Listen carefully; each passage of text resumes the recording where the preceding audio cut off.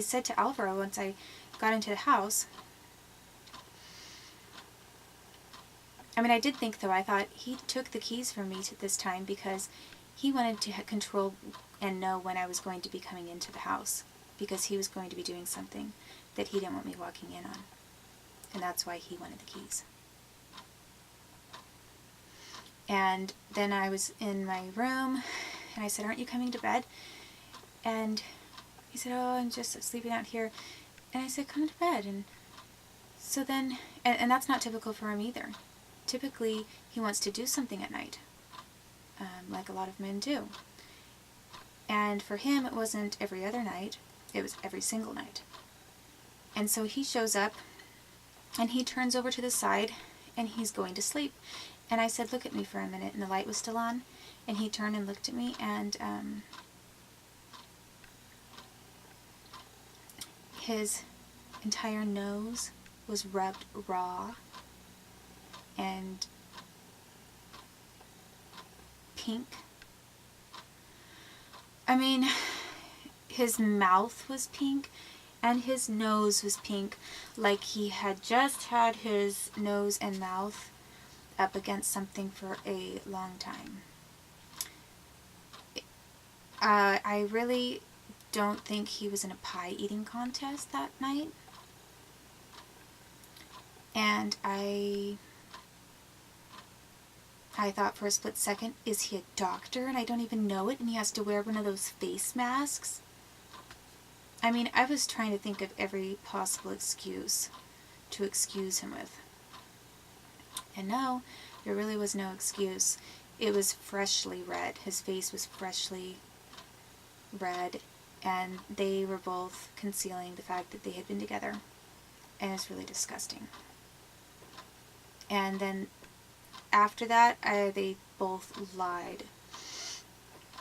And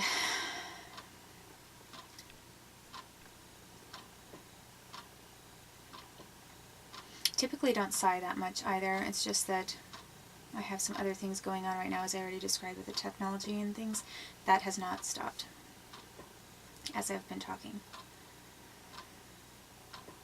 So when I saw him with this bright red nose and mouth indicating that he had been kissing someone or making out with someone or doing something for a very long time, and when he looked guilty at me and he didn't even want to turn to me and face me, and then I saw that, I remember, I think I said, I sort of had a shocked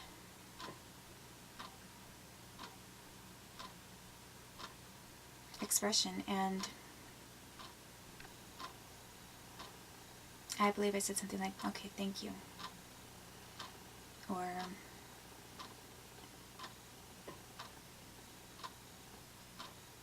"You were with her," or something like that. And he said, No, I was sleeping on the couch. There's no possible way that, there's no position you could sleep on the couch where you're burying your face. He doesn't sleep that way. And he wasn't burying his face and his lips and nose into the couch to cause that kind of a look, cause that kind of raw look on his face.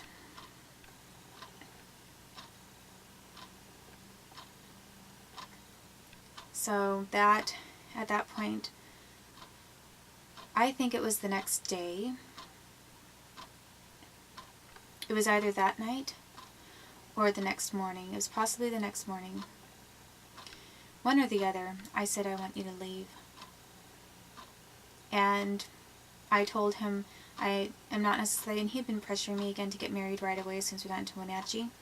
I said, I need a little bit more time to figure things out.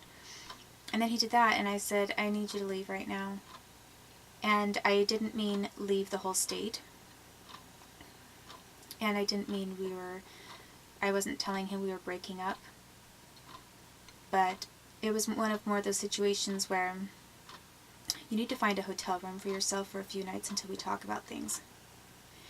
And he chose not to do that. He chose to do something else that was totally not typical or would have been expected. And then Michael Holt, for her part, she did the exact same thing. And I'm pretty sure Michael Holt was working for the U.S. Department of State and knows people in the U.S. Department of State. I think that's what she was involved with all along. But I was going to say I was going to stop here, but actually, despite the fact that I am being tortured right now, I actually need to upload something really quick on my computer, so I'll do that while this is still running, and then continue talking, because I need to make sure that this is still going here.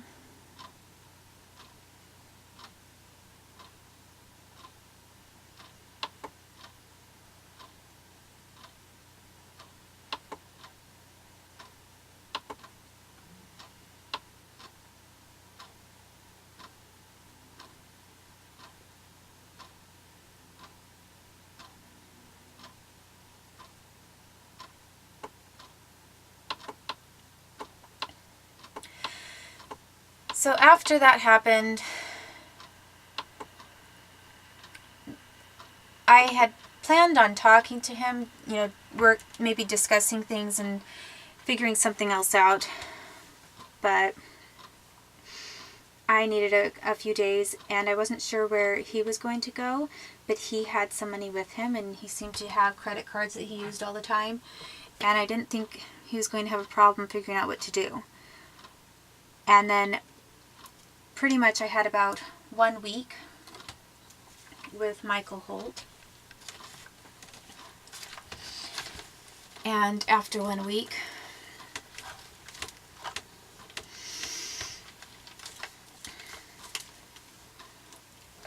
I'm going to try something slightly different here. Just to see if, there we go. I'm just angling my body differently because there's something going on when I sit up here tonight. And I don't know if it's what's going on exactly, but it is what it is, and I can't do anything about it right now at the moment.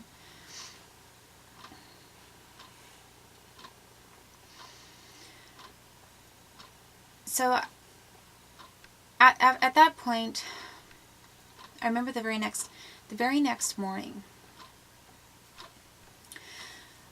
I was shocked because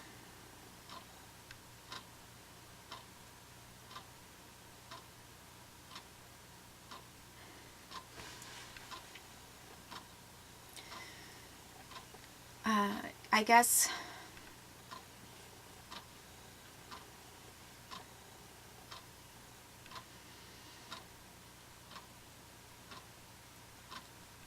well, what happened is I think that I told him that night, and then the next day while I was out and about, he basically cleaned himself up, and then we were going to be intimate, and he didn't want to be again, which wasn't really typical, but he didn't want to at that moment. And then that's when I found out, and he was preparing to leave. But even though he was preparing to leave, I guess I still wanted to do something, I guess, real quick. And I remember that he probably wasn't expecting that. And all of a sudden, so then we were, but he didn't want to. He was kind of really, he wasn't saying no, but and that kind of thing, but there was some reason, and then all of a sudden I found out probably why he didn't want to. And basically he had groomed himself. He'd trimmed up that entire area, basically trimmed all of the hair into some kind of neat little shrubbery design. And he had not been shaving or trimming himself the entire time he was with me. I think that he did a few times on the East Coast still, but he never did while we were in Wenatchee, and he hadn't probably just before we went to Wenatchee.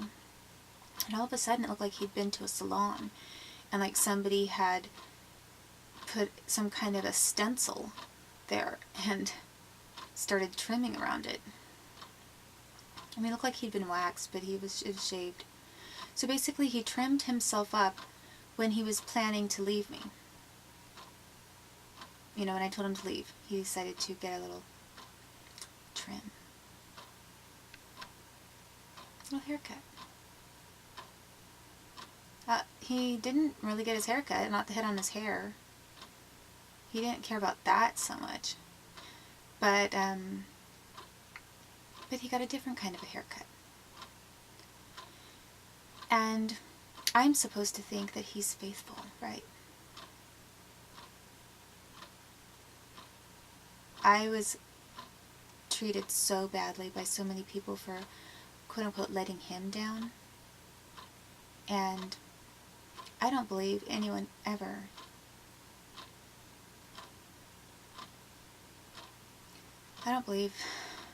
it was like nobody cared about me at all. I didn't care what happened to me. He just cared about Alvaro. He could do no wrong. It didn't matter how many people he slept with, how many promises he broke. I was still supposed to do him a favor for the United States government. And that's what it came down to. And if I wasn't the sacrificial lamb, then basically I was going to be tortured again, full blown. My son was going to be punished, and a whole bunch of people were going to suffer for that. It was a total disaster. And basically, as I say, I had wanted him to leave for a few days. That's what I had in my mind. You know, he'd get a hotel or something like that. But basically, he trimmed himself up, and then he stayed one more night. And then he was going to be leaving. And the very next morning that he was gone,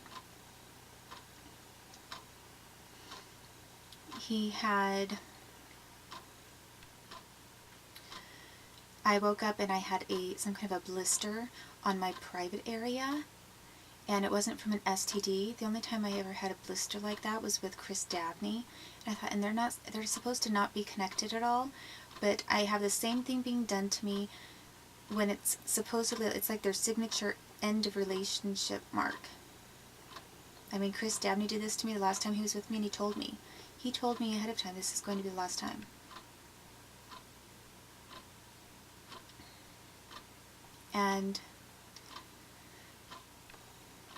And Alvaro did this to me.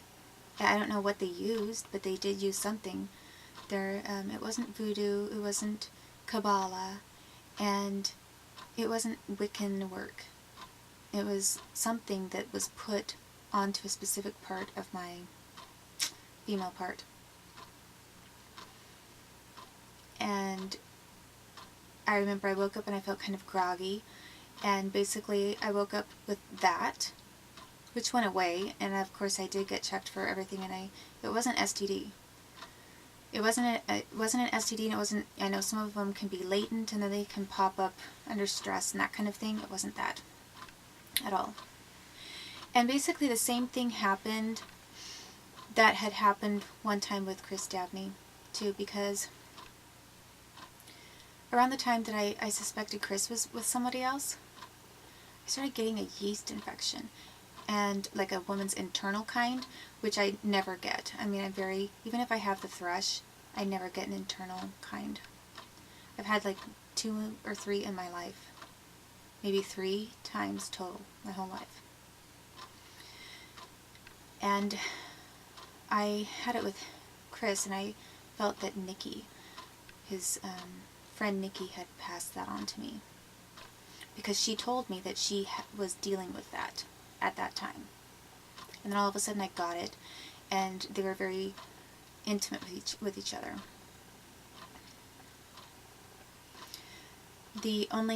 So then that happened, and then all of a sudden I remember Chris did this one thing. It was kind of like the last time I'm going to be with you thing.